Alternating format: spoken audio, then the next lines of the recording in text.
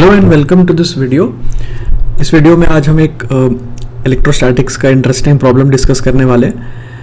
So you can read the problem, you can try it on your own by pausing the video and the problem looks kind of new and different but it's not as difficult as it looks. So I hope you are able to apply the proper concepts and arrive at the correct answer.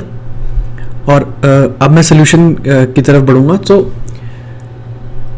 we are given कि दो balls हैं हमारे पास, दोनों को हमने charge कर दिया with the same amount of charge plus Q, और एक बॉल को हमने कनेक्ट कर दिया स्प्रिंग से which is initially unstretched and we have kept this ball on a horizontal surface which is frictionless. और ignore gravity यहाँ पे लिखा हुआ है.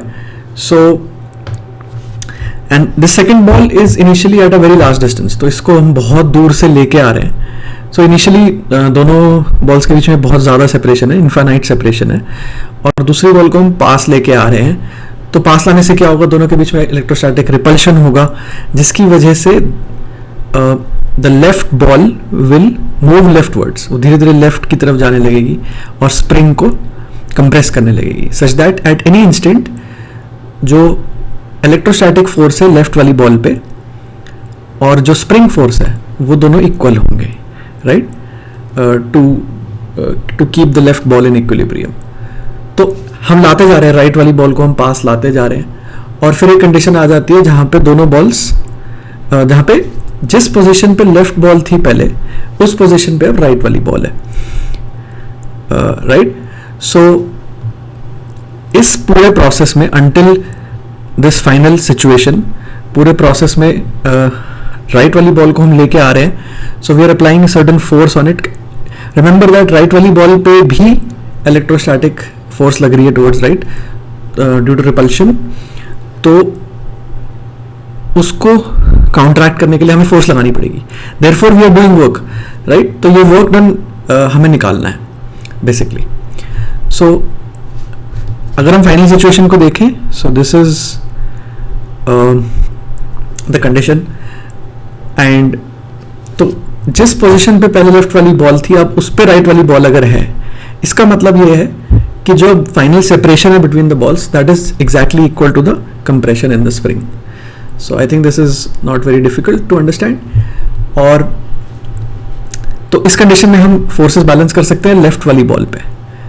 राइट वाली बॉल पे अभी भी हमें फोर्स लगा के रखनी पड़ेगी to keep it in place, right.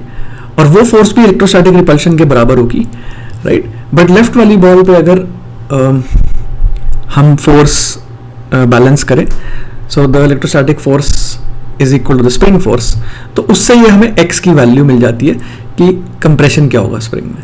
And using this value of x we can calculate first कि हमें स्प्रिंग को कंप्रेस करने के लिए कितना वर्क करना पड़ा, राइट. सो जब हम बॉल को पास ला रहे थे, so in this process we have to do work against two forces, electrostatic force of repulsion and spring force, right. कि ऐसे भी सोच सकते हैं बहुत सिंपली कि इन द फाइनल सिचुएशन कुछ इलेक्ट्रोस्टैटिक पोटेंशियल एनर्जी बढ़ चुकी है और कुछ स्प्रिंग में एनर्जी स्टोर हो चुकी है.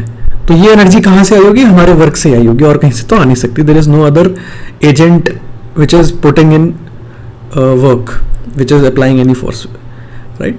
सो द एंटायर वर्क जो स्प्रिंग की एनर्जी में जा रहा है और जो इलेक्ट्रोस्टैटिक पोटेंशियल एनर्जी में जा रहा है वो हम कर रहे हैं, राइट. तो दोनों को हम लिख लेंगे कि x की वैल्यू हमें पता है.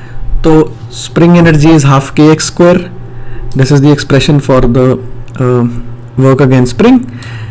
एंड जो इलेक्ट्रोस्टैटिक पोटेंशियल एनर्जी है वो इनिशियली जीरो थी क्योंकि इनफाइनाइट सेपरेशन था, और finally q square by 4 pi epsilon naught x. So we get these expressions. और क्योंकि हमें फाइनल आंसर k और q के टर्म्स में चाहिए तो हमने ये एक्सप्रेशंस बना लिए k और q के टर्म्स में, राइट. सो हम दोनों को ऐड कर देंगे सिंपली, तो ये एक्सप्रेशन मिलेगा हमें. और इससे हमें पता चलेगा कि it is proportional to q की पावर 4/3 एंड k की पावर 1/3. सो ये थोड़ा सा अनकन्वेंशनल डिफरेंट सा क्वेश्चन है, but it is a very straightforward question. एक कंसेप्ट इसमें नया ये कह सकते हैं कि हम कोई ऐसे क्वेश्चंस तो करते हैं जिसमें कुछ प्रोसेस चेंज हो रहा है और उसकी वजह से इलेक्ट्रोस्टैटिक पोटेंशियल एनर्जी बढ़ रही है and we have to do work in increasing that potential energy, but इसमें स्प्रिंग पोटेंशियल एनर्जी भी साथ में ऐड हो गई. So I hope you enjoyed solving the question and see you next time.